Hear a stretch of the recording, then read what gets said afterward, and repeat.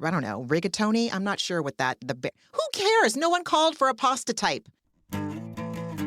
It's time to take A Therapeutic Dose, a prescription-strength reality TV podcast that explores the intersection of reality TV and therapy. Possible side effects may include entertainment, strong emotional reactions, and/or laughter. Here are your hosts, Ramona Ramirez and Margie McGee.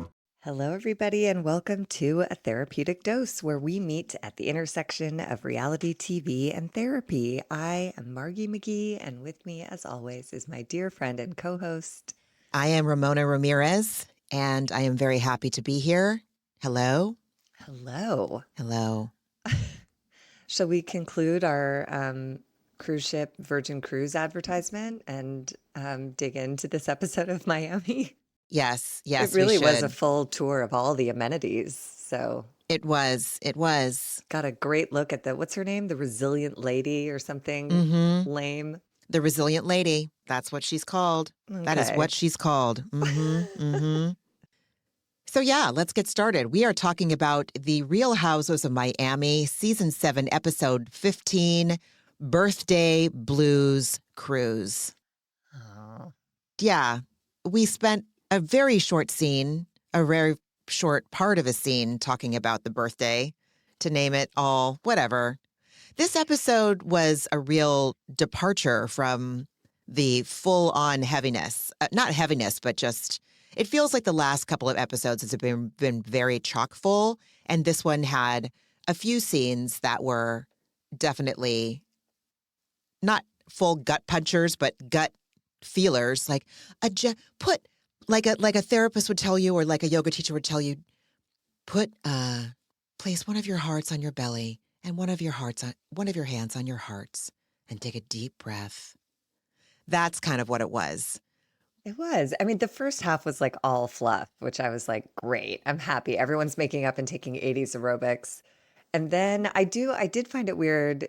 It's interesting, the title of the episode, which of course I didn't look at, but I did find it curious. Why was it not a bigger deal that somebody, I'm guessing Marisol, told the kitchen to put a whole mathematical equation on a cake, which draws more attention to age 59 than even just the numbers alone? Why did we just breeze by that? Like, oh, the kitchen staff must have done that. No, they didn't. Someone diabolical in this group wanted to humiliate Adriana in that moment. An equation? It's like insult to injury. It's crazy. And we just blew right by it. Whatever. 32 plus 32. Like times 2 minus 5 or something. Like it was, you're right. It was absolutely diabolical and and it was not unnecessary the and kitchen weird. staff. It was No, not the of course Virgin not. Cruise Line's Richard Branson who, I feel like that was Marisol. I feel like Marisol is like a real, I think we're entering her like hardcore exposed as a villain era. Interesting. I haven't watched the after show yet, which, if anywhere, is going to give us some context on that. Oh, I'll be curious to watch it. I'll watch it later.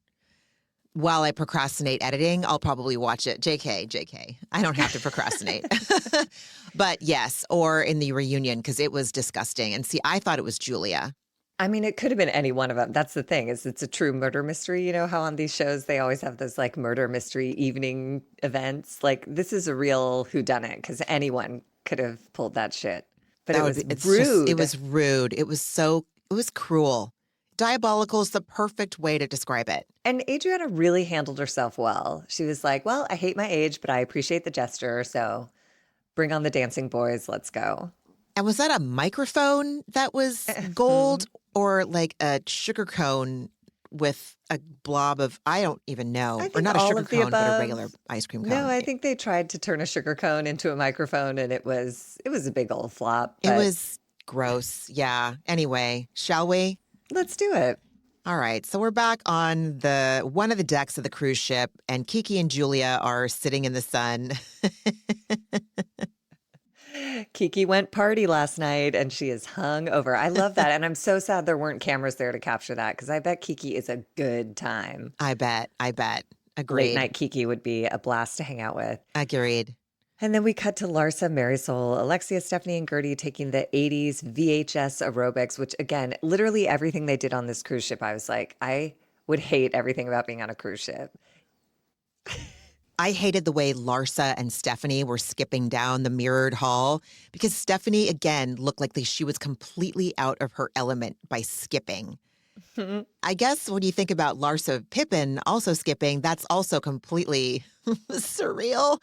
I don't know. I hated it. I hated it. They must have been so drunk contrived. from went partying the night before because Yeah, it was, maybe yes, so. it was contrived. Or maybe this was part of their contractual agreement with the resilient lady and Richard Branson to like look like you're having a great time in this like cramped indoor hallway inside a cruise ship. They kept doing all these like beauty shots of the cruise ship like sparkling on the water. And it just gave me, you're the one who told me about it, the fear of big boats thing. Remember when we were walking around like the harbor in San Francisco and I started to like sweat when I looked up and saw the hull of like an actual barge or cruise ship or I don't know what the hell it was, but I started to freak out.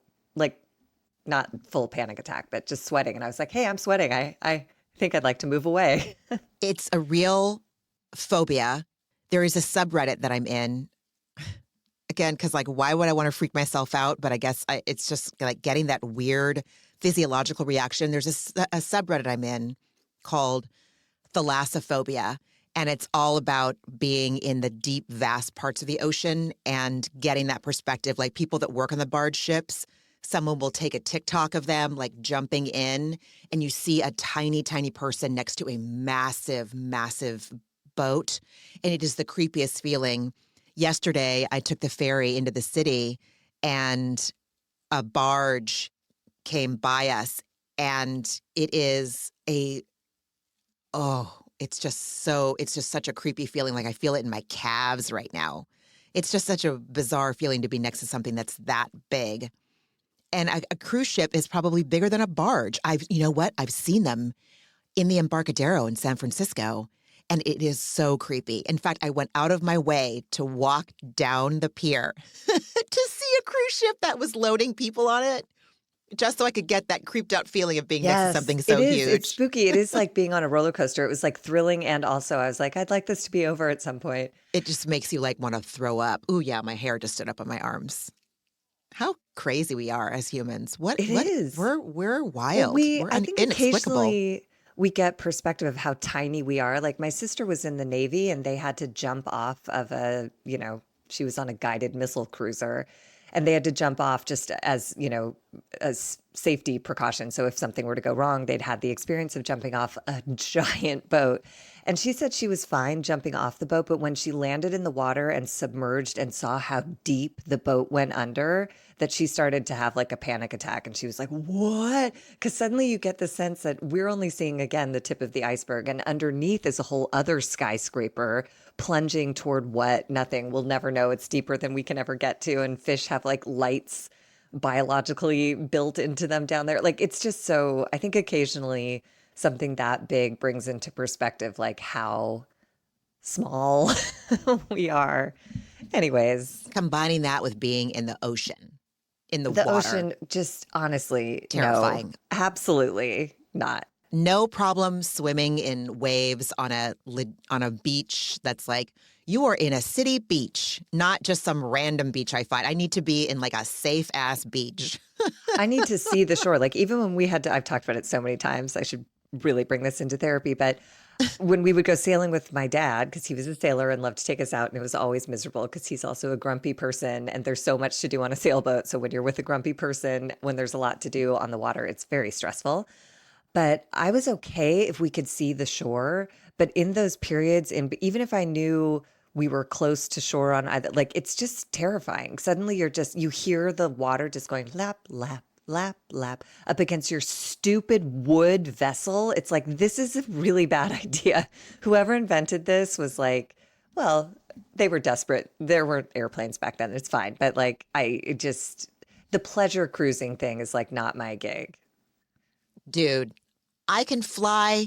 I don't care. I'll sit by a window.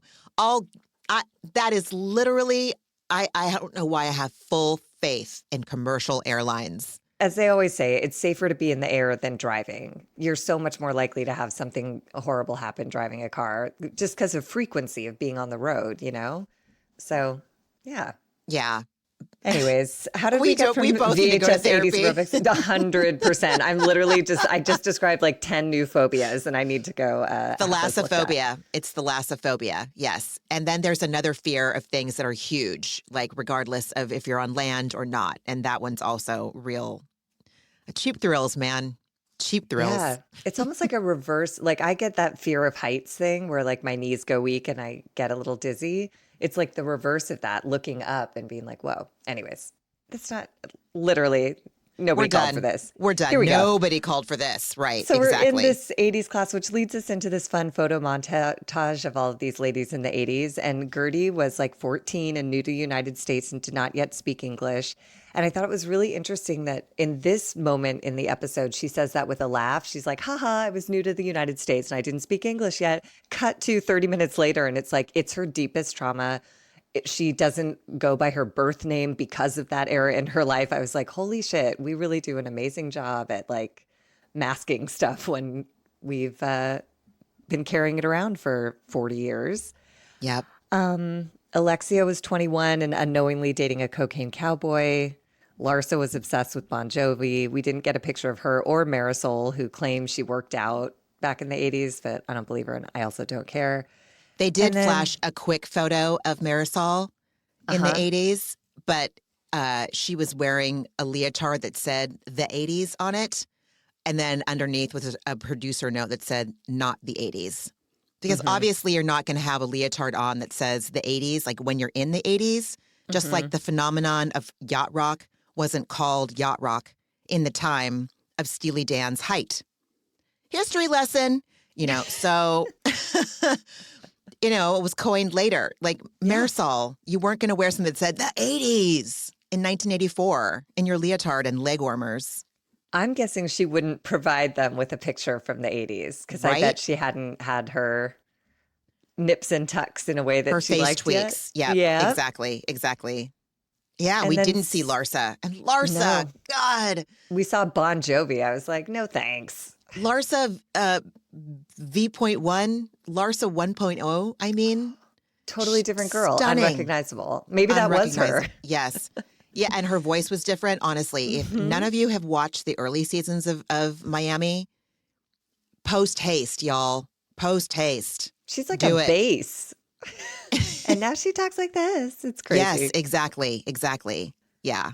And then we see Stephanie, who is 4 years old, in diapers because she's such a baby. And her husband was 21 in college, and I gagged because there's a picture of Masood, and he literally looks like a man. And then we see a picture of a baby. And sometimes when you get the glimpse at the age gap in those years, it's like, that's gross. It's three different growth eras, like childhood, teenage years, and then he's an adult. Yeah, it reminded me of when you brought up that, what is it, Floribama Shore? Who had the story? You told it a couple weeks back where the dad was like, listen, you've lived several lifetimes, and she just started. Oh, yes. No, that was Siesta Key. But Siesta yes, Key. I'm enough. sorry. Yeah. No, listen, it's all the same vibe. Honestly. Yeah, it's true. She went from diapers to meeting Masood at the altar, and he had a whole bunch of life in between. It's very weird. Anyways, they both they talk about their separated group dinners last night, and we all find out that both tables talked about the tension between Lisa and Larsa, and everyone wants them to resolve it. And everyone encourages Larsa to drop the details, to stop fixating on the specifics of what's gotten them to this point, and just find a way to forgive and move forward. Larsa claims she wants that, and I actually believe her, but she's just so dug in on being right rather than being happy. Agreed. She makes headway, but like she really has trouble letting go. And I get it. There's parts of me that are like that. When we get there, it'll be fun to talk about that conversation they had when we get there. Yes. And then we move to Stephanie, Marisol, Alexia, and Guerdy. They come down and join Kiki and Julia on the sun deck. Stephanie arrives in like a 20-piece Missoni outfit. Is that Missoni, right? It looked like Missoni to me. Yeah. And it was like, it was literally 10 pieces. It was like a long sleeve shirt, pants, a cape, a sun hat, a giant bag, like everything. I was like, we get We it. get it, dude. It's the Gucci tights times 1,000. Calm down, dude. Yeah, yeah. And then I had a thought, okay, if I have all, no, but she lives in Miami, because I was thinking I wouldn't have an opportunity to wear that up here unless I was to go to a mineral pool spa up in Napa or pack it in an overnight bag to go to Palm Springs or something. Like I would not have an opportunity to wear that here in my real life. And I was thinking, I wonder if that's what her thinking was. But then she lives in Miami. She can do that anywhere. She could do that. You know what about Miami in her circles? You can wear that when you go get a coffee at Starbucks. So you know what? I retract it.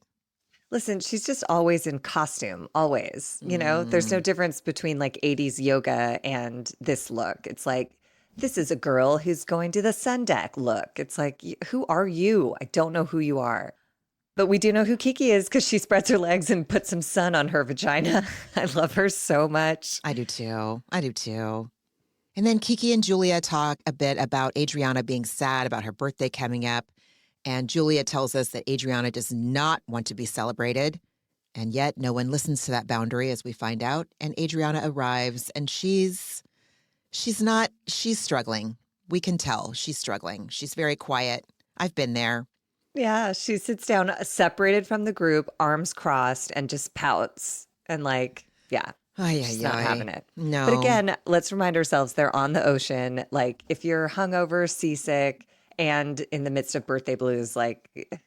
And with these ladies, yeah, that just are ignoring you, basically. They're talking you out of your feelings or ignoring your boundaries around what's going on. it's a lot. It is. It is. Then we join Lisa and Larsa when they have a talk at an outdoor bar. And a couple things. Larsa, I got so pissed. I totally understood. And even if I didn't understand, like, it doesn't seem weird to me. Yes, Lisa ordered a green juice and it looked like a rosé with some ice cubes in it. I understood. That combo did not sound bad to me. Listen, if you're drinking a glass of rosé at a party and there is a plate of crudité next to you, that's not a wild combination. And I know she said she was detoxing, but like when Larsa made that jab, I was thinking to myself, see, I would be real sensitive to someone making that jab at me. I would have to take a minute to tell myself in my mind, they're not picking on you. They're not trying to make you feel stupid. I had a very strong reaction to that. Through the 3 times I watched that scene, Margie, 3 times I watched that scene. And I could understand if Lisa on the inside had a similar feeling. Then, before the conversation starts, a couple episodes back, I talked about my very first therapist, Fran, and how she taught me if I was going to have a scary conversation, she told me, and I've never forgot it, and I've done it ever fucking since. She said, Ramona, let the other person know how you're feeling. If you're feeling scared, say, I'm feeling really scared to bring this up. Hey, I need to have a conversation. I need to talk to you about something really quickly. And I'm feeling scared. I'm feeling really nervous.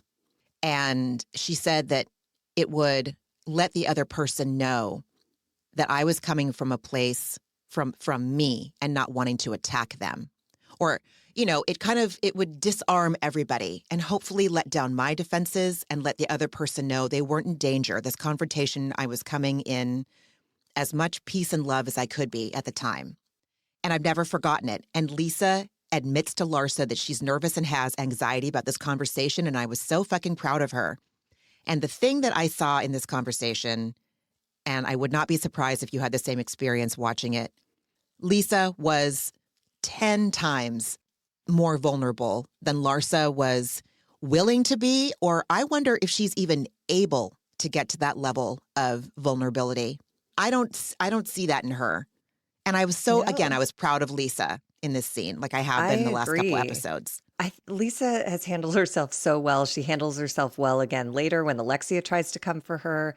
But I think it's so interesting. You just this week reminded me of that conversation with your therapist, Fran, because I was facing a difficult conversation and I was expressing to you like how uncomfortable I was and nervous. And she was like, why don't you just tell him that? And then you told me that story about your therapist and it was so helpful. And I really think that opening exchange shows the difference between someone who's had therapy and is exploring maturity and someone who's not. So I think Larsa was equally as nervous and anxious. And instead of saying, hey, I'm nervous and anxious about this, she was like, stupid drinks. You chose stupid drinks. I don't understand your drink choice. Those are stupid. So that's an expression of her anxiety and nervousness, but it comes off threatening, like you said, and confrontational and defensive already. And it's a really hard opening to a conversation. And I think you're right. Lisa absolutely disarms all of it by saying, I'm nervous and anxious. And it leads her to cry because, like, that's how much she cares about this getting resolved. And she really has to set a lot aside because Larsa kind of, baits her a little bit by saying that, Lisa says it's gone on too long and it's going too far and she doesn't want this to reach a point of no return. And Larsa can't help but dig in with one last detail. She's like, I don't want to get into all of it, but a lot of things you said hurt me to the bone. And one of them in particular was about me calling the paparazzi to shoot Marcus doing cocaine on vacation. But in Larsa's defense, that's the only one she put out there, and she did move by it. And she apologized for speaking poorly of Jody. And I loved Lisa for saying, Jody and I are a pair. That's my boyfriend. So if you fuck with him, you fuck with me, and you got to stop that. And Larsa promises never to talk about him again. And then we end with a cute little, like, Lisa admits that in a moment of pettiness, she did unfollow Marcus and also unfollowed Larsa. But in that moment, she follows Larsa again now. And it's sweet. It's cute. It's great. Like, what could be better? That seemed to go great, right? I agree. Yes, I Yeah. totally agree. I don't know if I have faith that Larsa isn't going to bring something up. I have none. There's no history to indicate that this would go well at all. But in Exactly. the moment, I believed her. And, like, I believe she means it in this moment. I don't know, like you said, if she's capable of following through on this promise, but time will tell. Totally. So after they have their conversation, they join the others on the sun deck, and everyone is very excited and celebrates their reconciliation. And Kiki brings up the ongoing tension between Stephanie and Alexia. Alexia feels like she gets blamed for everything because it was more Marisol who didn't want to go on the private jet. And Stephanie says they're both alphas, so things escalate quickly, and they'll talk about it privately. Like, Stephanie has to remind us in every way, shape, and form, in every synonym, that she's a girl boss, alpha, girl boss, Rottweiler. Like, okay, again, we get it. Missoni, head to toe, we get it. Alpha dog, head to toe, we get it. Private Bruh. jet. It came up again in this episode, and I was like, shut up.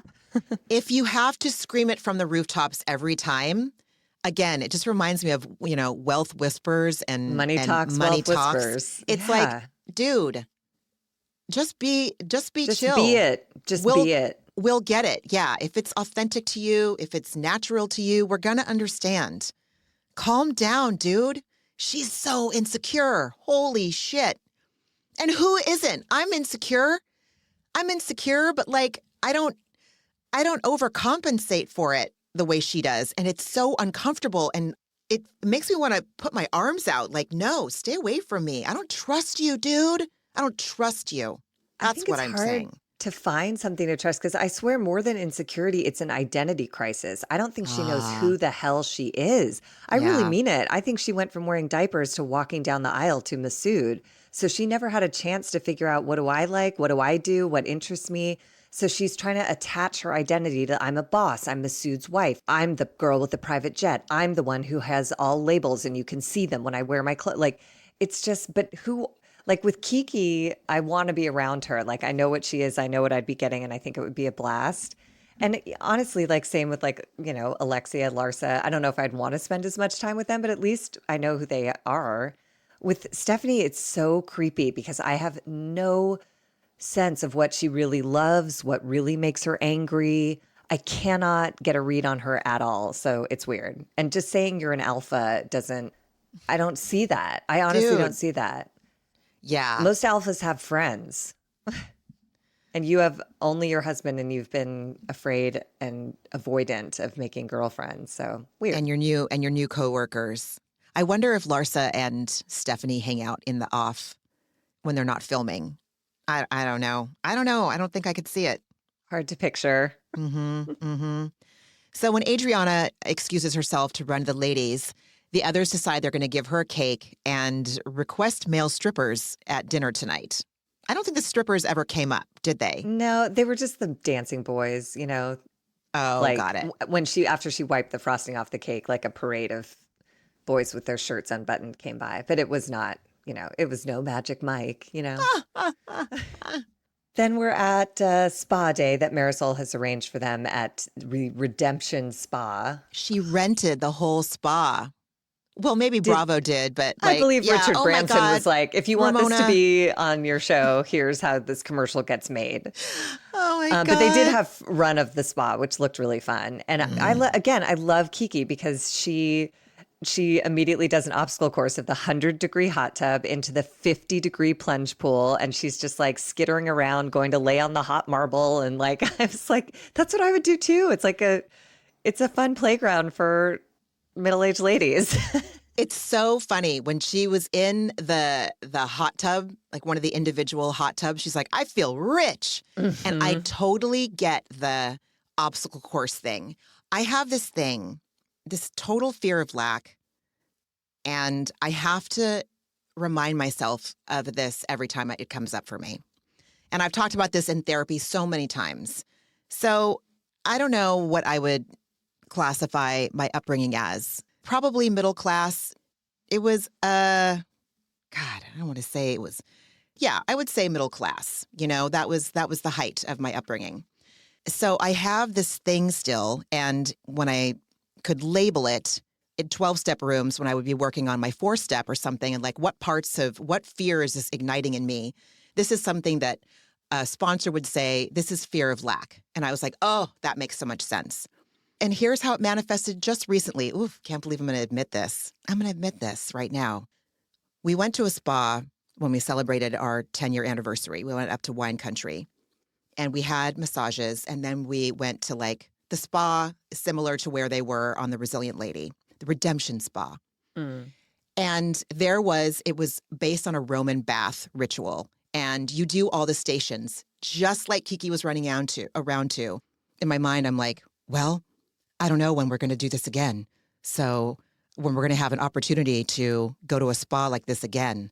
So I'm going to do this twice. Josh did it once. He didn't have to go to every station. He was like, I don't want to do that cold thing. Like, why am I going to ruin this vibe with that cold thing? But I did it twice just to like force myself to have the whole experience they intended me to have. And also I was going to get my money's worth. Like, it is insane. And I've told my husband about it so many times. Like, even when I go get a pedicure, I'm like looking for the perfect color, as if I can't just go get another one in 3 weeks. But it's like, it's got to be a certain way every time or something's going to happen that's not going to feel good. And I have to remind myself every time, this is not the last pedicure. Look at all the pedicures you've had that you thought were your last. Now you can't keep track of how many you had. Oh God, am I going off about this for too long? It was just interesting. See, this shit brings up real insecurities and thought patterns that I've had in my life. Anyway. Yeah. I'm done now. I don't want to hear my own voice. Listen. For a few minutes. Well, we can listen to Kiki order a Harvey Wallbanger, which is the grossest cocktail. I don't know if you're familiar. It's this like, I had to go to bartending school when I first moved to New York City so I could work as bartender. Who cares?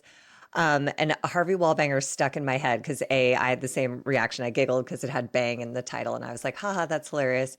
And then it's the grossest thing I've ever had in my life. It's champagne, orange juice, and Galliano, which is this like herby. It's so fucking gross. It has the effect of carbonated toothpaste and orange juice. I was like, this is disgusting, and anyone who orders this is wrong. So anyways, I felt badly that Kiki got talked into ordering a Harvey Wallbanger. That sounds disgusting. Fine.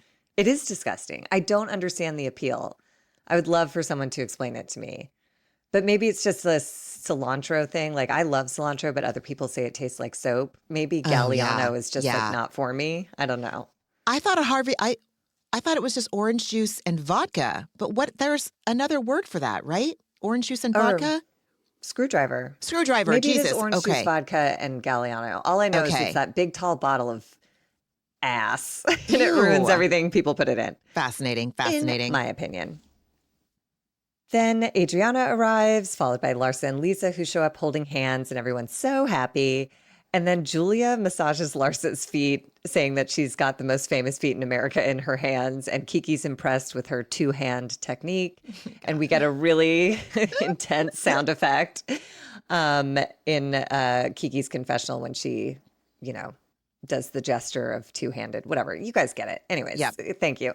And then we cut to Adriana and Guerdy talking, setting up like probably the most profound part of this episode. Guerdy reveals that she's going to start individual therapy. And it sounds like this was kind of at Russell's urging more than it was her own interest. But in couples therapy, their couples therapist had suggested, and we saw it on camera, that Guerdy seek an individual therapy, not only for her cancer, PTSD, and trauma, but for old childhood wounds that are disrupting her life today in ways that Russell seems to be bringing to her attention. And I appreciated Guerdy for being open to hearing that feedback, being willing to take action to try to make corrections, even though in her confessional, she says, I don't want to touch this shit. It's going to be messy. I'm going to hate it. I've turned my back on it for years for a reason. But like, as my sponsor in one of my programs says, you're done when you're done and not a minute before. And it sounds like she's done. She's done being tormented by like childhood traumas. And Adriana is so lovely and encourages her to approach the session like it might hold a healing answer to her questions. And I thought that was really beautiful. I was like, what a lovely way to go into therapy. Like, when I think I'm going to have a hard session, I can go in with a question and consider that I might come out with some sort of like loving, supportive, gentle answer. Absolutely. And then Adriana tells her something that I have been told by multiple therapists. I've read about this in multiple self-help books. It is a practice, like it's called inner child work. Adriana tells Guerdy, go back to seeing yourself as a little girl. Because it's so much easier for us as adults, well, at least for me, to say, gosh, the way I'm talking to myself, would I talk to Leo that way? Absolutely not. So why am I doing that to me? Why am I doing that to myself? Number one. And number two, if I think about my inner child, like having some compassion and acknowledging that it's my responsibility to nurture that inner child. I get to reparent my inner child in any moment that I choose. And it's profound and it can make you okay, I'll speak about myself. It made me really uncomfortable to do that at times. Mm-hmm. Yeah, I mean, that's a huge part of like the ACA branch, the Adult Children of Alcoholic branch of Al-Anon, is reparenting, where like maybe you didn't get great ones or ones that were present or ones that had tools or skills to do what they're meant to do. And now you can do it for yourself. And it takes a lot of effort and work. And it does seem like that inner child thing is really what is tipping Guerdy over the edge, because later she talks about in therapy how she looks at her own son, who is 2 years older than she was when her parents drop kicked her into the United States and said, see ya, sucka, for 3 years. And I think that the pain of that, is really profound, and it seems to have become impossible to ignore. And I'm glad she's going to address it. But it does take time to find your way to like loving yourself through that. Like I so related when Guerdy in her therapy is like, I feel like my resentments are so big.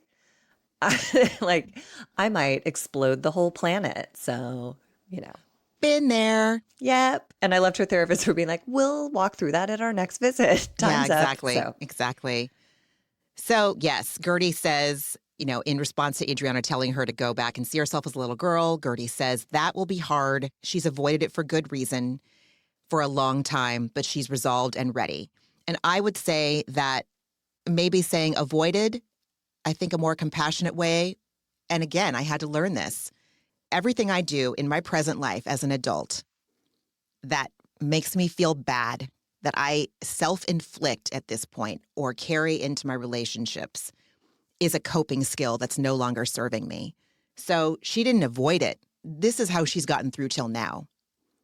Yeah, it works. It's a till coping it doesn't, skill. and Yes. she's outgrown it. It's like hearing her talk about the origins of Guerdy and what it's become. that was born from a place of enormous pain. It was Mm-hmm. that name is a coping mechanism. And not that she has to change her name, but Yes. she's outgrown it. Remember Yes. on Vanderpump Rules when Jax went back to Jason for a spell, Yes. reclaiming who he really is, except he was insincere and obviously, admittedly, coked out of his goddamn mind. So I don't even know if he knew that he was making a differentiation between Jax and Jason. But there is something, it's not just a name, like that. It has a lot of history, Guerdy's situation. And something about, her going to therapy at Russell's urging. And Josh and I have talked about this. And if he was sitting recording with us, he would absolutely agree with what I'm saying right now. There was a time, I don't know how many years ago now, where I looked at him and I said, I had urged him to go to therapy over the years. The more I learned about him, the more he learned about himself. And he made the mistake of linking up with someone that couldn't just let that shit go by. All I've known since 16 years old is go to therapy. And now there are way more options for therapy than there were when I was 16. Talk therapy isn't the only thing. It's the one thing that I've done as a through line and then added other things to it. My point is, I can remember where I was standing, and I had been gently urging him to go. And like, okay. And it got to the point where I looked at him. We were standing right in front of the refrigerator in the kitchen, and I said, I cannot deal with your anxiety anymore. You need to go to fucking therapy. And he started going to fucking therapy. And I'm not saying it was me. He was willing. But for some reason, it had to be said in that voice. Now, would a therapist agree with me in the way that I communicated, in the way I made that final request to him? Probably not. But it's what worked. And he was willing. Yeah. He was willing. He would admit that. We've talked about that together. I'll be like, aren't you glad? Aren't you glad? Like, hey, value add. This is what I did. Mm-hmm. And he is. He is. Yeah, and I think Guerdy knows she will be too. Like it's at a certain point, yeah, you just reach the end of where like the suffering with the old coping skills is outweighing the benefits it provides. And I have to wait till that balance is severely tipped before I'll actually do anything, because I can actually manage. I'll tolerate some pain along the way, just because change, it's like, well, what is the other alternative? I've never known anything else. So I have to like explore a new alternative, learn how to use it, get comfortable with it, work it into my, so it becomes instinctual. It's like, it's a whole thing. But I love that we're getting to watch Guerdy start the process. And I loved how honest and real that therapy session felt. It didn't feel like a for the cameras Tamara Barney crying, defending PR session. It felt really, I love this cast, man. They'll really go there. You just mentioned Jax a few seconds ago, and we even saw some of his quote unquote therapy sessions. And I think that might have been when he started calling himself Jason instead of Jax as a result of one or two of the sessions we saw with the therapist that he may or may not have been attracted to. Remember, everyone was speculating. The Reiki girl? They would talk off, outside of their appointments. And He's anyway. a sex addict. He's attracted to everything. Yes. Oh my gosh. Her therapy session felt authentic and genuine. And we've seen other very performative therapy sessions across Bravo franchises. And I thought that therapist was really good too. In fact, when they were going through the therapy session and the therapist slowed her down to take 2 deep breaths, I don't know if you did, but I did it with them. I was like, it was like really lovely. I'm going to talk about the pillow that was behind Guerdy when we get to that scene. Oh, good. I'm not sure I noticed it. I can't wait. Mm-hmm. Little Easter egg. I want to get one for myself. Anyway. Then we meet up with Alexia and Stephanie, who are in the mudroom talking. And this was really interesting. Like, Stephanie admits that she felt hurt and abandoned by Alexia bailing on her private jet trip. Shut up. It was because she thought Alexia was her safe space in the group. And Stephanie didn't jibe with Marisol and Alexia's reasons for bailing. She thought it was bullshit that they said she had too many rules and was too bossy. And again, I love Alexia for interrupting her and saying, well, we do think you're too bossy. And I was like, oh, get it in there. Alexia tells Stephanie that Marisol was mad at Stephanie for going to lunch with Adriana. So it really is high school because it's like, she said Ferris Bueller saw him pass out at 31 Flavors last night. My best friend's boyfriend's girlfriend's cousins. I was like, Jesus Christ, who told what who? Bottom line, we're learning that Marisol is like a bit of a Wizard of Oz here. Like there's a man behind the curtain messing with everyone. And Stephanie wonders if Marisol is the one who really has the problem with her and that it may not, in fact, so much be Alexia. And Alexia kind of confirms this in a confessional saying Marisol doesn't like confrontation, but she's always hard at work behind the scenes, moving information through the group. Yeah, I guess I didn't see it. I haven't seen it. Me neither. I've been looking for it, but I haven't. Yeah. I always felt like her snark was behind the scenes or just to her bestie. Ugh. So Alexia apologizes for hurting Stephanie's feelings by bailing on the private jet. And Stephanie admits she's projecting her relationship with her sisters onto Alexia. I thought it was a real light admission. I don't think you understand. That's a big statement. That's big. That would be a whole year of therapy. Easily. If she went weekly, Yes. and she just kind of blows it over like, this is just something I noticed. Yeah, sorry, I'm dumping my trauma on you who I just met. Like my Exactly. whole family history has become your problem. Sorry, shrug. Exactly. But then we learn, I didn't even know Alexia can relate to Stephanie's hurt with her sisters. She reveals she has a sister who she didn't speak to for 3 years since their mother died. And she loves her sister, but felt judged and criticized. I just want my sister to accept me for who I am. I don't think I even knew about Alexia having a sibling. And I can't remember if in any of the past recent seasons that she's talked about her mom's passing, because I think season 4 was as far as the first iteration of the franchise got before they kind of canceled it or put it on pause for those many years and then came back. But wasn't it her mom's death that postponed her wedding to Todd? Oh, I don't remember. Okay. Yeah, I don't remember that. I think okay. her mom died on the wedding day. Oh, shit. Which is a pretty gnarly omen, but they went ahead with it later anyway. But even in those episodes, I don't remember hearing anything about her having a sister. Obviously, she was bereft and distraught and could barely hold herself up. But yeah, that was devastating. That 3 years, and she burst into tears. And she said that her mom was the glue that held the family together, and that her sister, she feels, judged and criticized by her, and just took a step back, and suddenly 3 years of no contact. And Alexia's sister did finally reach out when she heard Todd was divorcing her. So I wonder if Todd is part of that equation, if the sister doesn't like Todd. Nobody seems to like Todd. But anyways, Stephanie and Alexia sort of wrap this up by saying they're going to try to do better by each other. And Stephanie takes it a step too far because clearly the girl has never had friends. And she was like, well, we'll be sisters for each other while we're estranged from our own. And I was like, no, not that. This harkens back, for me at least, to Stephanie calling Alexia her safe space. Like, you've known her for weeks to maybe 2 months. And 3 months. all on camera. Yeah. You've known her for 10 days of shooting. It's not like you guys are holed up in a cabin getting to know each other in the off hours. You don't know her. She ain't too safe. fast to be called someone, a coworker, a safe space. And Marisol, for all her bullshit behind the scenes, Stephanie said something last episode, and Marisol was like, oh, no one's your friend here. Don't assume anyone's your ally. Yeah. I can't remember what she said, but it was pretty direct. This isn't I think she said something like, this is not a safe space. Yeah. And she said it with a laugh of are you joking? girl, do you know what you signed on for? Who do you think you are?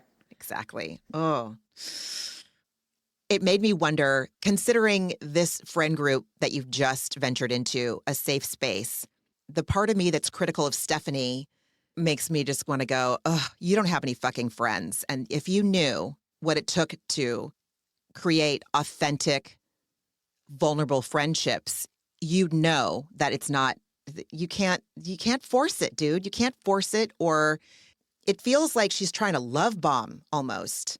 It's people pleasing times 10, but she's putting out, like, she's not letting it go with the flow. I don't know. It's more arrogant than people pleasing. It's just like, I'm labeling it and so it is. It's like, Yes. you don't just get to say we're sisters. Like, that's a two-party agreement, and it usually takes a little more than 5 minutes in a mudroom on the resilient lady to come to said conclusion. Ay, ay, So ay. she's like, I'm a boss. It is so. I'm your sister. It is so. You're a safe space. I said it, so it is. It's like, that's not how life works. That's controlling and manipulative and weird and backwards. Yeah. This girl needs therapy. She Real really bad. does. She really, really does. Oof, surrogate sisters. And again, that's going to absolve her in her mind. Like, okay, well, Alexia's my sister. I don't have to deal with that. Yeah, she agreed to it in the mudroom. It's on camera. It's like, no, you said a thing, and Alexia looked taken aback, rightly so. And then you guys politely went off on the rest of the day. But like, that's not a truth just because you said so. If I were to say, like, I live in Paris, that is not true just because I said so. I can't Right. fly to Paris and expect a flat to be waiting for me there because I said I live there. Like, that's insane. You don't get to do that. So we head to the Scarlet Party, another annoying cruise ship thing. Everybody on the boat's wearing red. I was just like, this seems like a cotillion event, like a nightmare scenario for me. It's just branding. It harkened back to Bethany Frankel. Every time she had an event, every time she had a meeting, like a board members meeting, she was dressed in red, white, and black. And this scarlet is just the Virgin so right. brand's red. I am the perfect victim for subliminal advertising because I was like, why a red party? Who cares? Obviously, duh. And then other So people in the smart. restaurant were just wearing like white and black or red themselves. So it was, maybe they, were like, hey, everyone, it's Scarlet Night when you come downstairs to eat in the whatever restaurant. Just branding. More branding. This is what happens when you're married to a designer. Yes, right? Yeah. You have an eye for this shit. Yeah. Well, and then completely off brand, but starting to be on brand, we see that Lisa has arrived first. She is standing there alone, waiting for everyone. And she so proudly in her confessional confesses that she started some time tracking behaviors where she paid attention to how much time it takes to do her hair and her makeup and pick her outfit and get dressed in the outfit and choose and clean her jewelry. Like, she really got into the details of it. And it takes a really long time. So I can understand why she couldn't imagine it took more than an hour, and it appears to take 3.5 about. But now that she knows exactly how long it takes her, look at her showing up on time and first and planning her get ready time according to the time it requires. I was really celebrating her little win there, and she was so proud of herself. And I think that's how she wound up handling herself so well at that dinner later when Alexia was kind of a turd to her. Because she was like, no, my side of the street is clean. I did a good job today. And, It was so apparent to me when she told us about her time, like keeping track of her time now. Now she knows. It makes me think that she has been talking about executive functioning with this a is therapist. ADD therapy This is for ADD sure. Yes. 100%. Yes. It is like the first Absolutely. assignment of like, Yes. set a clock as you do things to see how much, because I've done that and I've been shocked at how Yes. much time things actually take me. And it's so disappointing. But no wonder I'm exhausted at the end of the day, because I would need at least 35 hours in a day to do what I think a human body should accomplish in 24. It's nuts. Absolutely. It is a phenomenon, an ADHD phenomenon called time blindness. And I think I can do a million things in 15 minutes, and I cannot. And so when I'm going out and I need to do my hair and my makeup and my outfit and, grab a special occasion purse and special occasion jewelry, I need to block out 2 hours as well, easily. If I want to really relax and putter around amidst doing that, then 3, absolutely. So I really loved it. I loved it. I loved how granular she got about picking out the outfit, picking out the jewelry. Those are separate chunks of time, as opposed to where I found myself getting caught is I just get ready and get dressed. It's no, you walk into the closet, you decide you have nothing to wear, then you comb through that all takes time, So it's, I was really pleased to see this get some airtime.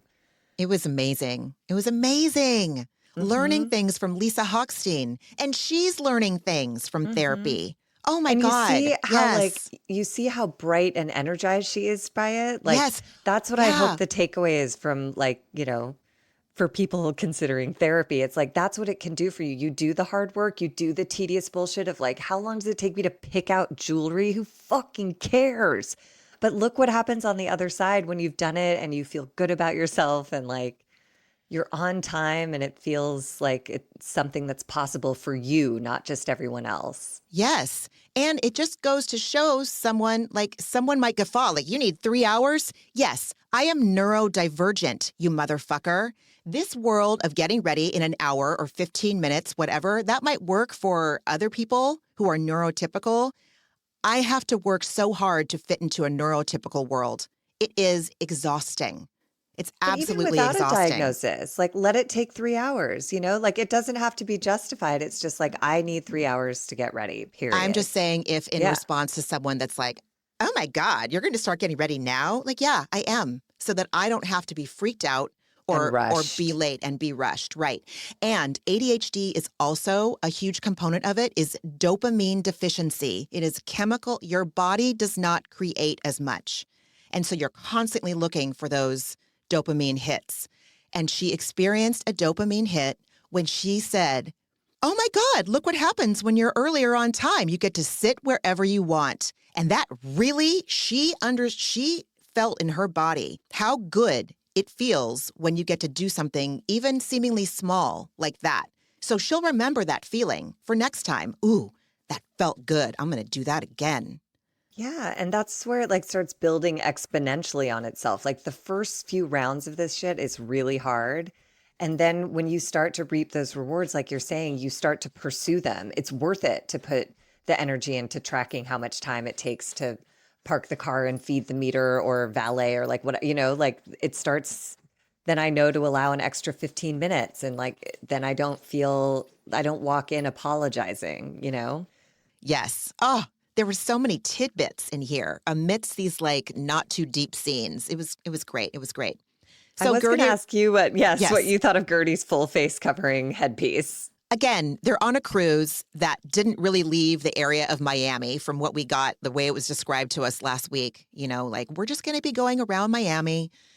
So I don't know. Isn't Miami the world of, you show up head to toe in red leather and no one's going to blink an eye and except for just to look and go, God, where did she get that? I need to go to the store that had that. So, dude, I don't know what. But Guerdy didn't seem to give a shit, and that's all that matters. So wear the headpiece. Wear it. I went to high tea a couple of Christmases ago. I think the last Christmas before COVID. There's a group of friends, Lee and Liz and I will go to high tea at the Neiman Marcus in the city that has a restaurant called the Rotunda. It's a beautiful department store, resplendent of department stores that were in big cities, like back in the day, like old school Bloomingdale's, old school Fifth Avenue department stores in New York. My point is, I have a very aggressive velvet headband that has huge roses on top of it, and it is extra. It was a great opportunity for me to pull it out at Christmas because we get dressed up in cute dresses and whatever, and we go have high tea during the festive holiday season. And so I wore it. And when I walked through the restaurant, I did get some looks, but they were from people wearing shit that was so boring or whatever. Yes, technically dressed up. So I was like, you know what? Yeah, go ahead and look. Go ahead and look. And a part of me saying it that aggressively is probably like, oh yeah, I am extra in a very non-extra world. And so I have to really be like, okay, I'm going to have to remind myself when I see someone look at me, like, I don't have to be wrong because they're looking. I don't have to be XYZ because they're looking, Well, and as someone who lives in a very neutral color palette, I'm always surprised when I do. I don't think wear so at all. I'm not like a fashion person, and that's fine. I don't like, that's my point. My point is when I see someone walk by with like something extravagant going on, I look because it's like, it catches your eye and it's like art. And I'm always taken aback when they look at me like, what? I'm like, hey, you don't get to wear a low cut tank top and be fully illustrated and have me not stare. Because like you have art all over your body. Like don't glare at me. You know what I mean? So I feel like that's what I appreciate about Guerdy's attitude of like, she was like, what? This is what I chose to wear and this suits me just fine for a Scarlet party. So you guys can get on Yeah. board or have your conversations. I don't care. She What's is a next? fashionista. She takes way more risks. Yes, everybody's in very bodycon clothes in very bright colors. Nobody, including Marisol, is a shrinking violet, sartorially speaking, on this show. Part of why I love it so much. But even Larsa wears bodycon clothes, but they're still boring bodycon clothes. Guerdy is always the one taking, like her clothes can be editorial, architectural, not just like leading with like cleavage and ass. There's And always a so, risk. Even in her 80s yes, look, she came in like this seamed bodysuit, full wig, giant earrings. yeah, Like she nothing understands is the assignment and half-ass. she goes to the other side of the spectrum. But And it's I authentic love to it. her as opposed to Yes. Stephanie, who's like, Stephanie might be more like me and do better in jeans and a gray t-shirt, various iterations of that. I wonder. I really have no idea. I hope Stephanie finds herself someday. I'd be so curious to see who she is. Oh, yeah. Yeah. Same. Curious. Yeah. Not Within invested. reason. Yeah, Yeah, exactly. not Like, invested. yeah. Curious, Yeah. not invested. If she doesn't, I'm not going to be disappointed is what I'm saying. True. Like I would be disappointed next year if we have more Lisa, and I look forward to see what she's getting from therapy the longer she grows Yeah. or the more time she spends in it. Mm-hmm. Then we enter this moment where Kiki asks everyone when the last time anyone got laid, and Alexia reports that she boned Todd the night before the cruise. And Julia says that, you know, their plan to get Alexia's mind off Todd by taking her to Spain and on a cruise and like doing everything has not kept her busy enough to keep her out of bed. Also, like the fact that they thought that it would, it just shows like it's just like, but we did this stuff. We're doing this stuff. Why can't she just do it? Well, I don't know. What if we said, oh, we're going to take you to the most famous goat farm in the United States of America, Julia, you know, to get your mind off what's going on with Vika and Emma. Like, it's not going to work. Idiots. Producers. Also, Ramona, come on. You know how the sausage is made, man. This is not that deep. It's fine. It got him to Spain, whatever it takes. And then Lisa jokingly says to Alexia, ooh, like it was a booty call from Todd. And Alexia does one of those things where she turns on a goddamn dime and she's like, it's my husband, so it's not the walk of shame. And then like Lisa immediately apologized and just goes like, I'm sorry. I did not mean it like that. I really didn't. And she's like, well, it's from you and I don't take you seriously anyway. So haha, hee hee, who gives a shit? It's you who said it. So I don't really care. And Lisa just absorbed all of it. And meanwhile, I'm sitting at home like reacting to all of it. You know, her being defensive, I would have been like, whoa, why are you coming at me like that? And then her shaking me off like I'm an irrelevant idiot. That would have bothered me too. But Lisa was just like, hey, I'm sorry. It wasn't meant to come off like that. Move it along. And they did. And I was like, damn. Yeah. Lisa Hochstein. I know. You know how the kids always say the bingo card of it all did not have this on my not even a little bit. Not No so way. consistently. Mhm. Like every episode, she's just like an exemplary housewife. It's wild. I don't even think she knows. Think she doesn't. knows. She's just experimenting with it and it's going well for her. Yeah, so she and keeps making at her. it. Yes. Oh, I love it so much. Oh my Me God. too. Oh my God. What? See, Margie, I'm capable of change too. Look at us. I know. Look at us. Yeah. So Marisol reports that she's happy everyone has made up on this trip, and she toasts to everyone with a special shout out to Mighty Mouse, their new addition. And then in her confessional, Stephanie says, Marisol has two faces and has a different story coming out of each one. Ah, goddamn. And then here we are. They toast Adriana's almost birthday and a cake comes out and there is the frosting equation that, again, I'm just so curious who brought that to the pastry chef.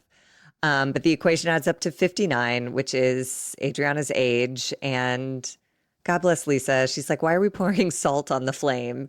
And the producer has to correct her that it's either rubbing salt in the wound or pouring gas on a fire. But you know what? Whatever. She just giggles and laughs it off.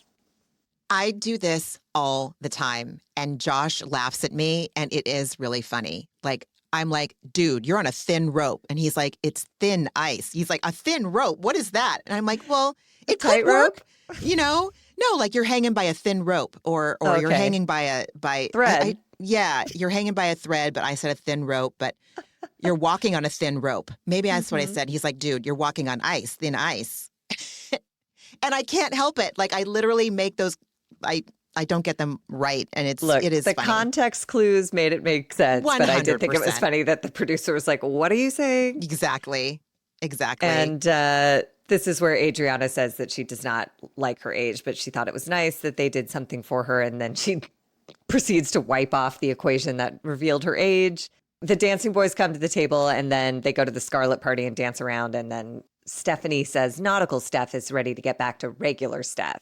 And again, I was like, I see no difference. Who are you?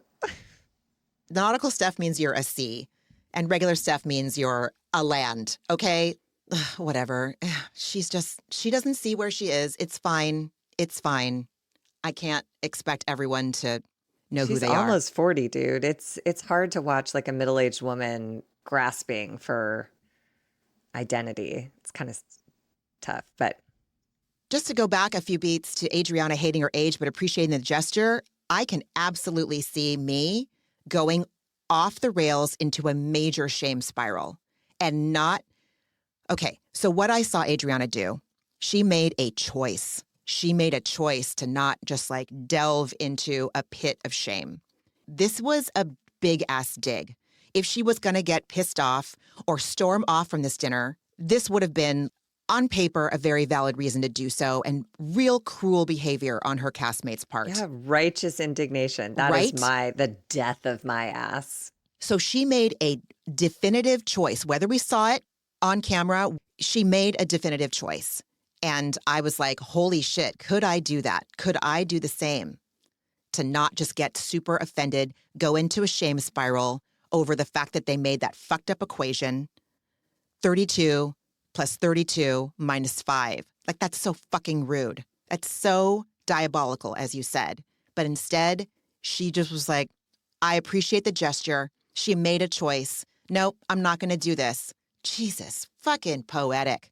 It is. And it almost like I appreciated it because it brought into focus for me how much more attention you bring to the thing you're trying to take attention from when you have a big dramatic reaction. Her just wiping the equation off the cake and going like, thank you.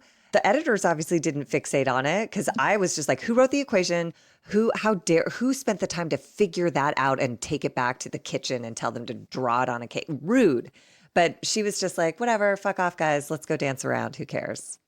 It was incredible. Yep. It was a master class in how to give yourself the gift of having enough space. You make enough room in your thinking.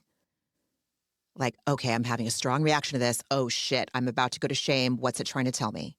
Mm-hmm. Okay, it's trying to tell me that they're laughing at me. My worst fear is coming true. What if they're not? Or maybe they are. What am I going to do? I'm at work. It's going to be dramatic. And I'm going to be the center of attention. If I do this, I'm not going to do it. Whew. Bravery. Well, and there's like a lovely shortcut I've learned in Al-Anon, which is just to ask yourself, how important is it? And in that moment, how important is it? In that moment, how important is it to be like, who did this? Who wrote this? Blah, blah, blah. Like, it's not. In that moment, it's not important. Maybe down the line, it'd be good to know who was willing to fuck you over on TV to such an extreme when you told everyone that it is actually the number that's the problem this year. But in that moment, how important is it? Not. It's just not. It's the last night of the cruise. Move it along. Totally. So then we fast forward to when they're back on dry land in their regular day-to-day lives. We have a little montage here. Julia has Jackson help her diaper a goat. Lisa's son is getting his hair cut, and her daughter is playing with the trimmings on the floor, which Lisa calls gross, but I'm like, I don't know if it's gross. Like, maybe being on the floor is gross, but I assume that it's a very clean floor.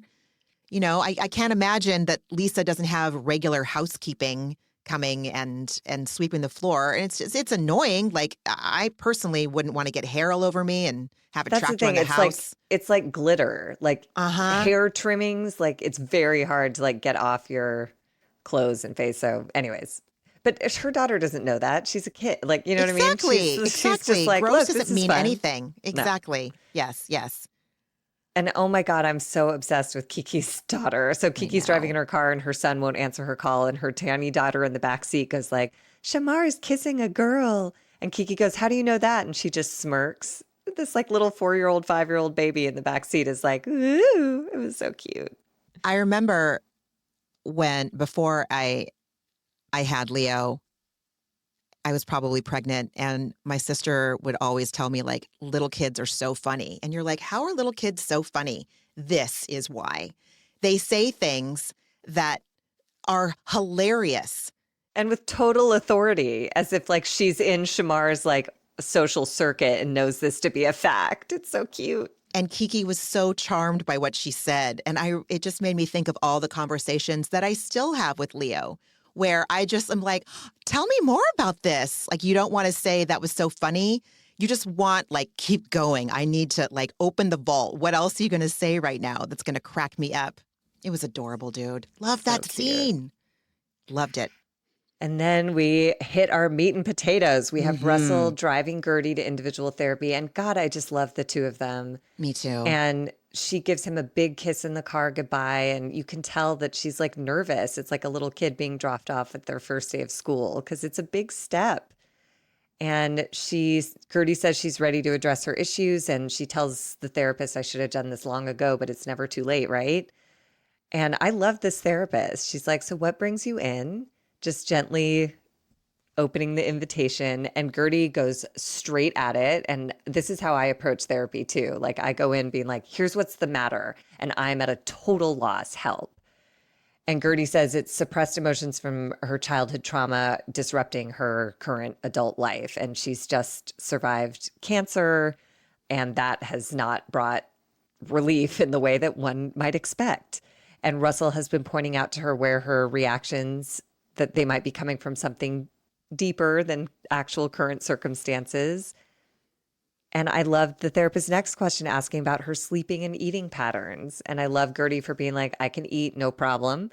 And then sleeping, she takes a real roundabout route. And it seems to answer more of a self-esteem question of like, I have been affected by cancer and I have overcome it, go girl, boss bitch, whatever. But the truth is I wake up alone in this body every morning and I don't like it and I don't trust it.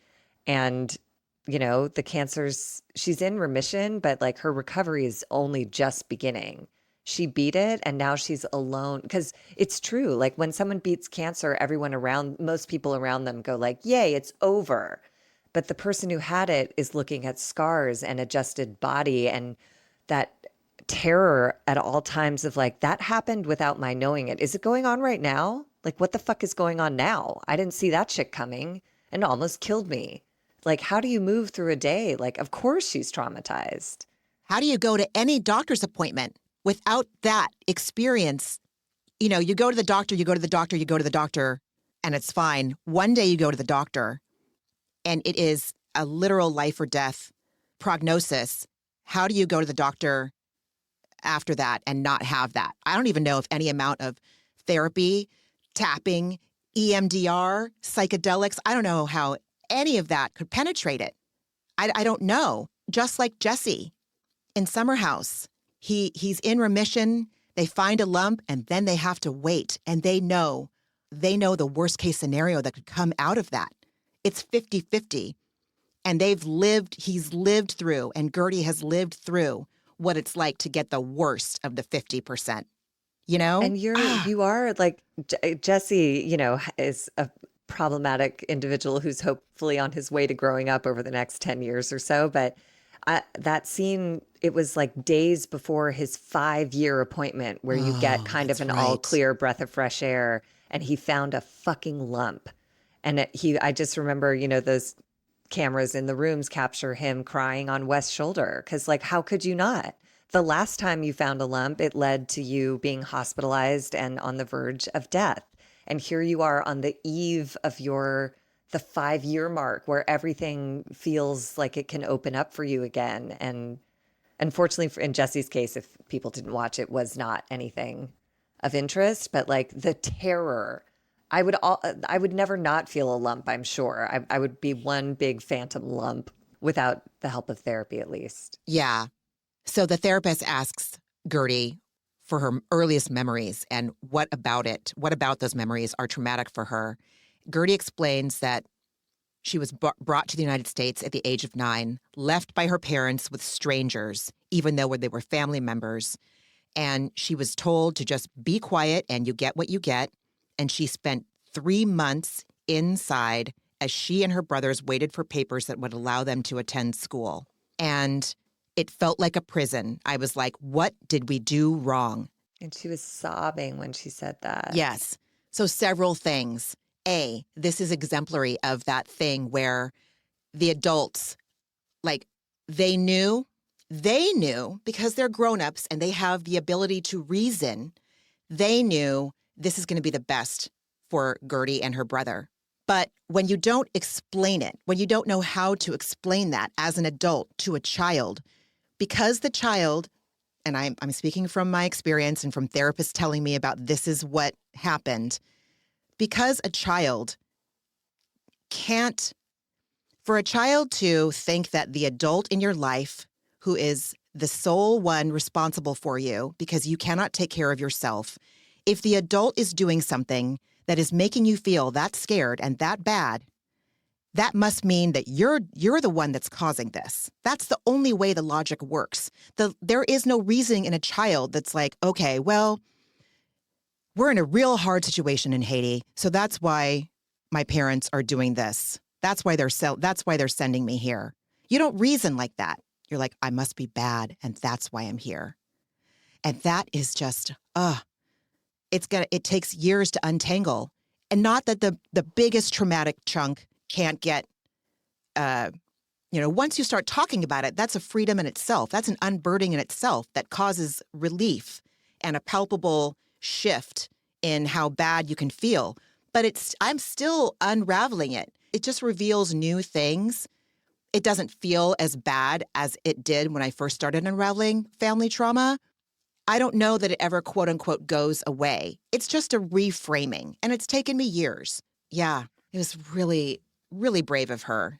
So this is where her therapist tells her to take 2 deep breaths. It's to have you drop back into your body. This is where the pillow behind Guerdy came up.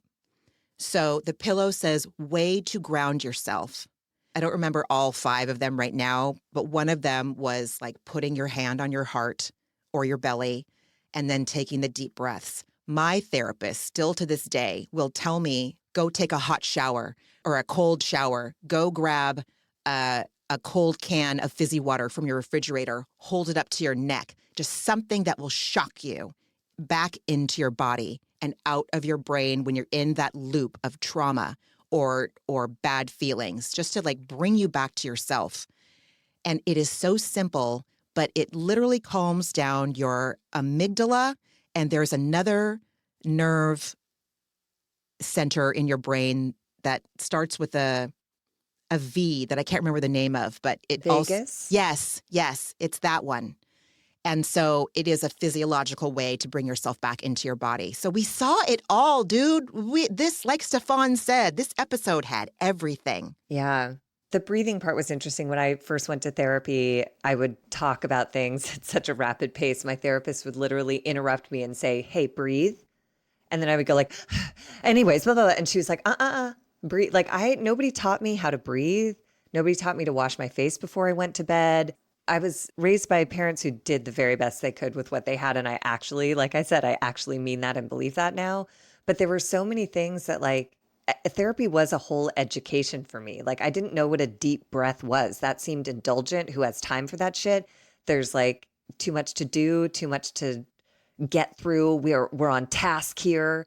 It didn't occur to me that part of the task includes deep breaths and like breathing. And anyways, I really appreciated that moment. Also, like, why is a deep breath going to bring, like, what is that going to do? That's not a big deal. How can that possibly help? Well, it's indulgent. It's for hippies, the way we were raised. It's like, keep going. Have you achieved everything that you want to achieve yet? Do you look great yet? Well, then you don't have time for a deep breath. You can take one of those when you're dead. Capitalism. All right? Yep. then we get into Guerdy's experience at school. So she waited inside for 3 months with strangers, being told to be quiet and eat whatever she's given and shut up about it. Finally, she gets to go to school, and there she doesn't speak English yet. She said the icebreaker was making fun of my name. So she just sort of adapted to that, which is some bullshit. And the therapist asks her how she sees those traumas showing up in her current day life. And Guerdy says in her friend group, essentially, she feels othered and abandoned. And thank God we get the flashback to Julia losing her shit and throwing water on her. And you see Guerdy go dead inside. And then, obviously, as we've seen through the season, we also saw her break down in hysterical tears with Russell. And we've seen her try to forgive Julia, but like feel incomplete about that. And then the therapist says that Guerdy has chosen that name and used that brand to bury this little girl who was hurt so long ago. But it appears that time is seeing that these two are ready to converge again, because the circumstances in Guerdy's adult life are bringing up these unhealed things from her childhood. And so that leads Guerdy to say, I'm scared of how much resentment I might be holding because it will hurt my parents. And that's where she says her son is 11 years old, 2 years younger than when Guerdy got abandoned, and she cannot imagine leaving him somewhere. And her therapist says, when you come back, we'll get you down that road. And I thought that was so sweet. What a lovely way to invite her back. So Changing the name as a coping skill, I've shared on this podcast before. I went by Mona for a while consciously because it felt like it was an Anglification of my name. That would help me avoid getting teased for my real name because it happened. Coping skill after coping skill that you don't even know that you're not conscious that it's a coping skill when you're a child making these things. You're doing it out of safety. This is going to bring me safety. I can control this. And it did then. It did. It did. Because, yeah, at least it wasn't the name all those kids bullied her for. She found a new name on and a her way terms. To make it a brand, Guerdify it and whatever. So, yeah. But it's not doing what it once did. The high that used to give her, the escape that provided, hit its limit. And so here she is in therapy, and I'm so excited for it. I know, me too. Me too. I loved it. Oh, boy. So we go from that to the other end, to the opposite end of the spectrum. Alexia and Frankie go to dinner at Marisol and Steve's house. And Frankie calls Marisol out for being too much, too drunk. And she claims she hasn't had a drink yet. Frankie clocked Marisol's drunk behavior. And whether or not she'd had a drink out. yet, yes. The fact is he'd been around her enough times when she had been too drunk that he was like, ooh, I recognize this and I don't like it. Dial it back. And I was really bothered. This is just old, eating disorder bullshit. So Marisol has invited people over for dinner and serves a big spread of food and doesn't put a thing on her plate. She claims she ate a bunch of vegan cheese before they got there. And I don't know. I'm sure it's the eating disorder in me, but like just put something on your plate, because it's weirdly, then it feels like I'm in a zoo and you're watching me like go to town on a trough.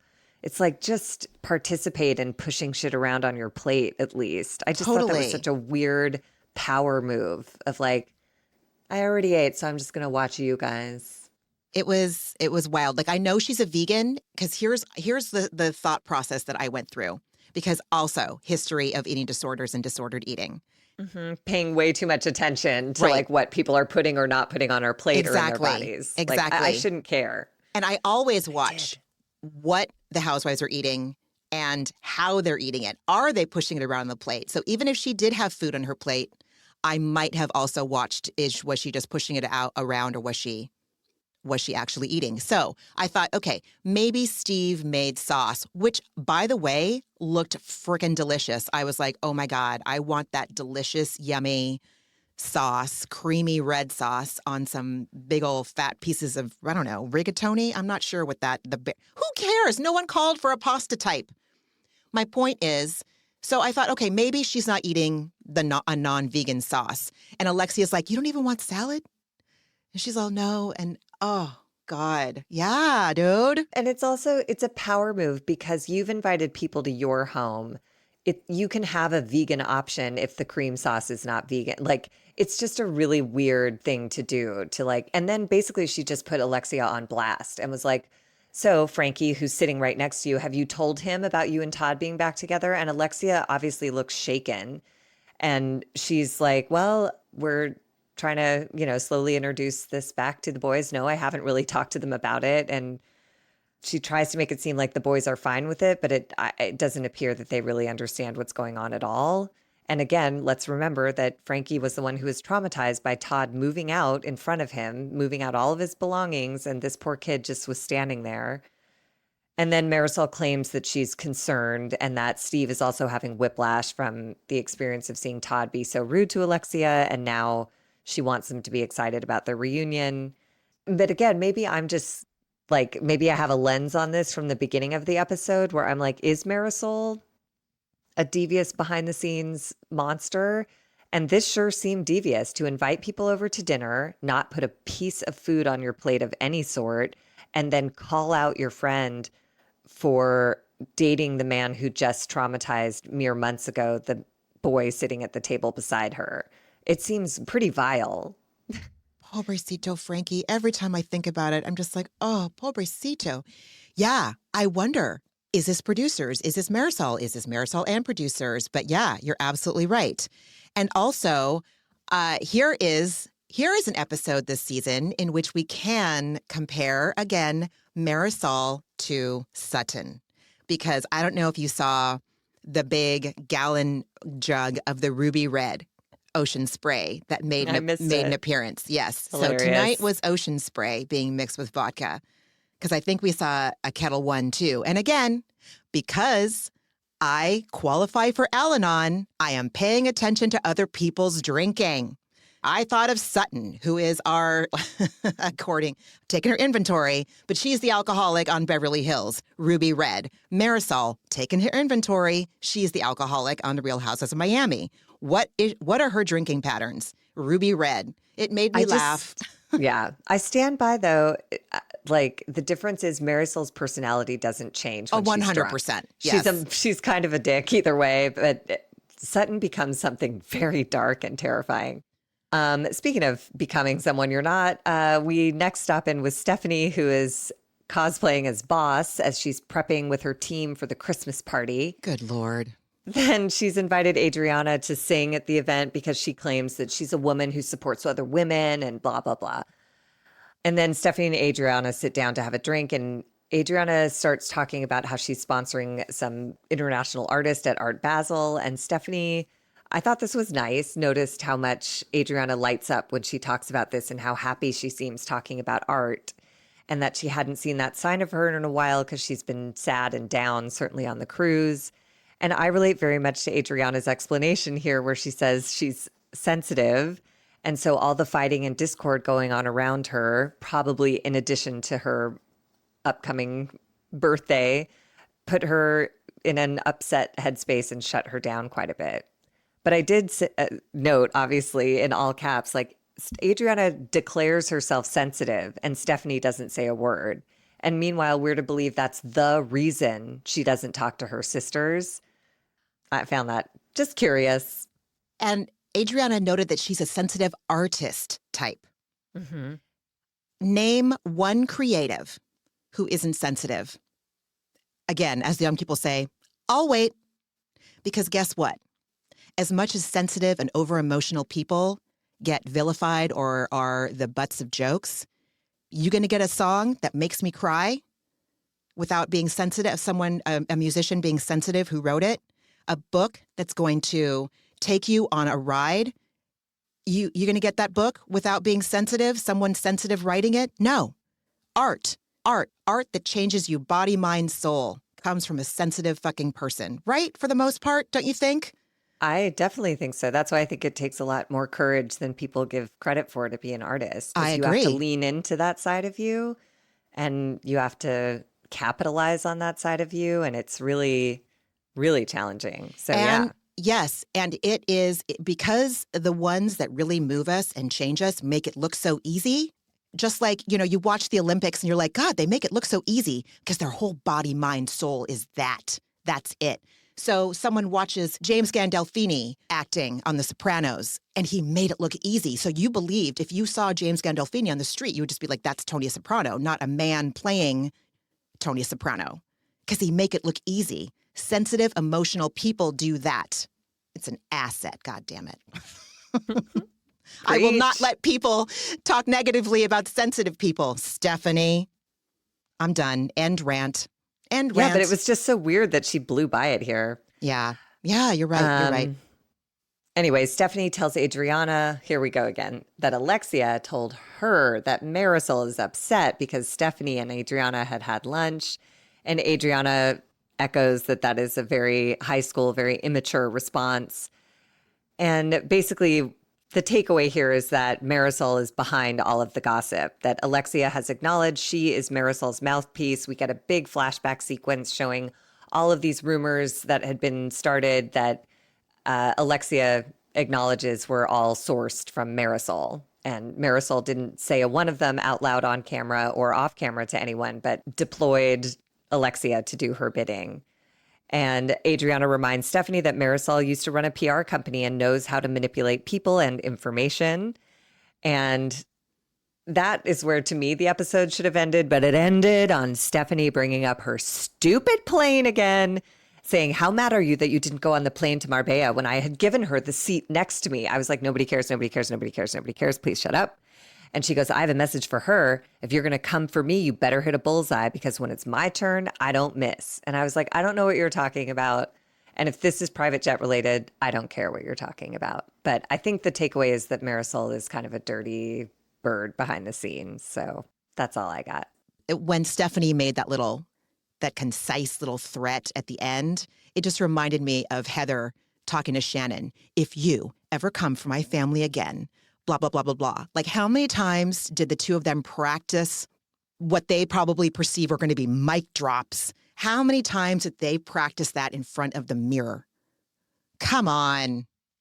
And it's also same as Heather. It's all money based. It's like you have enough money to ruin people's lives. And if you're going to do that over rejecting a seating assignment on a private jet, then like, okay, if that's how you want to spend your life, I would suggest there's other things the world could use your time and money for, but go ahead. I just don't care. I wish I cared more about what Stephanie was threatening, but I literally didn't even care to look into it. So whatevs. Yep. What else did you watch this week? I watched Orange County, obviously. It's such a frustrating season to watch. I'm not even getting good walk-in closets or good outfits to kind of counterbalance the just toxicity of it all. I watched more of The Gilded Age. We just finished season 1. Holy shit. Talk about housewives. That's what I've heard. Yeah, that it's sort of like in that template. It's elevated soap opera. Everything that was great about Downton. God, it was fascinating. And there's an intersection because, again, they talk about the Morgans, and the Morgans were considered new money in the Gilded Age, right? Hilarious. Exactly. And then I have been comfort watching season 7 of RHONY. Season 7 of RHONY, Real Housewives of New York, is what gave us such so many quotables. This is the be cool, don't be all like uncool. This is the Luann saying, not really. And this is where Sonia says she partied with John and Madonna, Smokey Eye, Updo, Stad, completely unhinged, coping skills informed Bethany. It is an excellent season to watch. And I'm on the reunion now. I just had no idea how good it was going to feel to go back. And again, it made me sad because even though it was episode 7 of RHONY, it was still when it wasn't as produced as it is now. Everyone's so self-aware. Everyone's just like Instagram followers and social media and all of this stuff. And I ache and yearn for the times that it listen, we obviously still get a lot of real situations, but it's just more produced now. And I don't like that, but that's okay because I can go back and watch old episodes of all these franchises. But yes, that's what I watched. How about you, friend? I didn't really watch much. I've watched a lot of college football, but I did watch the Charlie Sheen documentary. And holy shit, Oh, if you want a real look inside addiction and how it affects the family and friends around them, the documentary is so well done. I can't even believe it. The music is incredible. The people that they interviewed are amazing. The way it's edited together, it's a phenomenal watch and disturbing and uplifting and like all of the things. But you really get to see, as they say in the big book, an alcoholic in his cups is an unlovely creature. And Charlie Sheen is one of those addicts who, and he admits it, like just cannot be killed. The amount of drugs he's consumed would have killed people, normal people, a billion times over. But this is where I have to believe that we're here with time frames and purposes, because it doesn't make any sense that someone who consumed crack cocaine for months at a time is upright, and other people who treated their bodies like temples are, no longer. It's just wild. But it's really well done, and I highly recommend it if you can stomach such subject matter. So that was sort of all I watched. Because it's 2 parts. It's long as hell. I'm very curious to watch it. Netflix, right? I think so, yeah. Okay. Yes, it's Netflix, yeah. Yes. And he, from what I've been reading in the blogs or on Reddit, he's really going there. Like he's not leaving Completely any open. stone unturned. And that's what I love about it, because it reminds me of 12-step meetings and you see him, he's asked some pretty personal questions and he answers them completely honestly. And the producer off camera asks, like, do you feel ashamed? And he's like, no, I feel free. It's the opposite of shame. I'm telling you exactly what happened. I used to pay people off to hide this part of myself. And now I just talk about it fucking freely. Fuck you if you hate me. I'm free.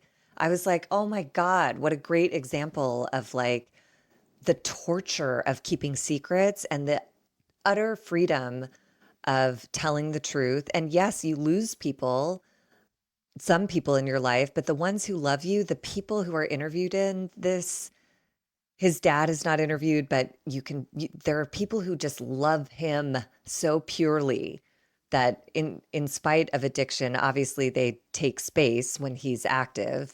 And because all roads lead to Bravo, Denise Richards comes off like a goddamn gem. She tells the story of making sandwiches for hookers, because what's she going to do? Feed Charlie and not them? I was like, that's humanity. Like that is what eventually healed this guy, is that people continued to show up within reason and express love in a humane way with boundaries. And I don't know. I thought it's such an incredible raw look at addiction and, as they say in Al-Anon, the family disease of addiction. Dude. Because you see his children interviewed, and it's fascinating. Anyways, I'll stop talking about it. Well worth a watch if you can stomach that subject matter. I can't wait. Well, I can wait, but I'm curious. Yes. And what was your antidepressant this week? Well, I continued resuming my regularly scheduled grooming. I got my hair colored. I got some fresh highlights and post-surgery grooming.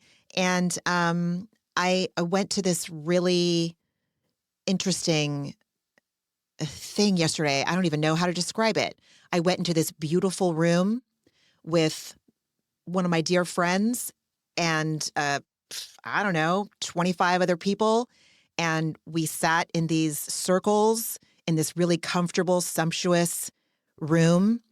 The lights went down and these Titanic-sized speakers played various Sade songs at a very loud level, but the speakers and the sound system was so good that even though I was right next to a speaker, it wasn't bad. Like when you go to a live concert and you're pretty close to the 50-foot amp, it's gonna harm you after the fact. Your ears are gonna ring for a few days. True. It wasn't like that. It was such an immersive experience. Like I can only compare it to a sound bath, but you were comfortable, and it was incredible. And I can't wait to go to another one. I can't wait. Bathed in Sade. Yeah, what could be better? Bathed in Sade. Took the It's ferry best. into the city to do it, and it was really just a lovely afternoon. Yeah, lovely. Yes. Love that. How about you, friend?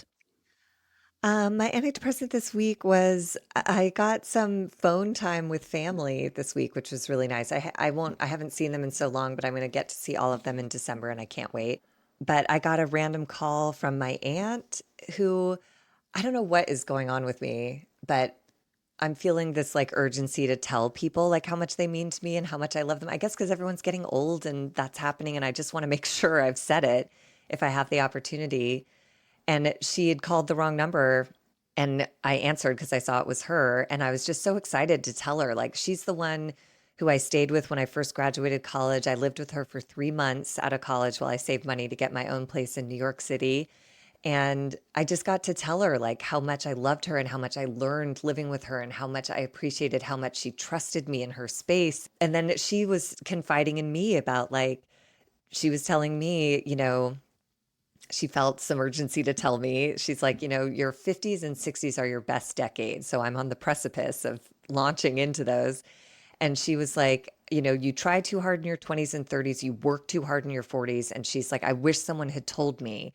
I thought I was too old in my 50s and 60s. And what I didn't realize is those are the coasting years. So she was like, Margie, when your time comes to enter those decades, like luxuriate in that shit. Cause she was saying getting old is daunting. She's like, I'm actually old now. And this is a different thing. And all the things that I got so busy worrying about then are actual now. So like I kind of spent a lot of those years where I was energized and healthy and all the things anticipating what is now. So I just appreciated that too. I was like, thank you for that fucking perspective. And in light of Adriana celebrating her birthday and having feelings about it, my aunt would tell her she's still got like 11 solid years of coasting ahead of her. So, and then I got to talk to my niece a bunch who I just love. Like she always energizes me. I'm so proud of her. She's like, growing up is so hard. Being in your 20s is just a relentless, one new relentless experience after the next, positive and negative. And it's just like so much to take in. And I'm just so proud of her and her brothers and how they're growing up and taking care of each other and taking care of themselves. Anyways, I love my family. I haven't seen them in a long time, but I got to talk to them a bunch this week, and that was great. That's always so nice. It is. And I thought of one more antidepressant that I meant to write down so I wouldn't forget it. And it's like a sleeper antidepressant. It was uncomfortable, but I was just so grateful for the revelation to reveal itself. Okay, so full disclosure, I had the opportunity a couple of weeks ago to work with a psychedelic medicine that I absolutely love that has brought so much accelerated healing. And part of that healing is that I was able this week to come to a solution. A situation has been really weighing heavy on my mind. And I wasn't sure I was ever going to feel hopeful about this situation. I really didn't. And I did not just take psychedelics without doing a shit ton of work behind it. That when I incorporated another tool, another mental health tool, the psychedelics, into my therapy work, it just kind of turbocharges these revelations I've been having and these perspective shifts. So I had a perspective shift that felt natural and authentic, and it made me feel hope about this situation. And it showed me, like, you are capable of change, Ramona, and it's going to be excruciating. And you might cry while this unfolding is revealing itself to you. And part of those tears come from fear, vulnerability, all okay, and also hope and relief. Wow, I can get a perspective shift on this even? So I meant to talk about that as like the big one, but I forgot. So thank you for letting me add it. I love that. Uncomfortable, but still an antidepressant. 100%. It's what we're seeing Guerdy take on in this episode. Exactly. You're ready. There's something pretty profound about that level of like resolve and willingness. It's pretty great. And you can't force it. It's Nope. like it comes for you when you're ready for it. And I have to also acknowledge that this did not happen in a passive way. I was willing and open to see something like, okay, I don't want it to be like this. What can be done? And I was open to it. So I need to acknowledge that too. I played a part in this perspective shift. Oh God, I love it. Dopamine hit. Oh, everyone. That brings us to the end of another episode of A Therapeutic Dose. Thank you so much for joining us. We hope in this crazy timeline we're in that we were able to offer some respite, relief, harbor, refuge, humor, distraction, whatever. I encourage you to take good care of yourselves this week. Remember that pillow. All you need to do to recalibrate and bring yourself back to yourself, hand on heart, hand on belly, 5 deep breaths. Take a can of cold something, put it somewhere on your bare skin. Little things like that. That's it. That's all you have to do. That's all you have to do. That's enough. That's what I meant to say. That's enough. Margie, anything else to add before we sign off in earnest? That covers it. Yeah. Thank you so much, everybody. And we will talk next week. Yes, we'll talk next week. Bye, everyone. Bye. Ramona and Margie are obviously not doctors and do not provide medical advice. Their content is intended to be used for entertainment purposes only. It is not intended to be, should not be interpreted as, or used as a substitute for medical advice or a diagnosis of any health or fitness problem, condition, or disease, nor a recommendation for a specific test, doctor, care provider, procedure, treatment plan, product, or course of action. My mom is a doctor.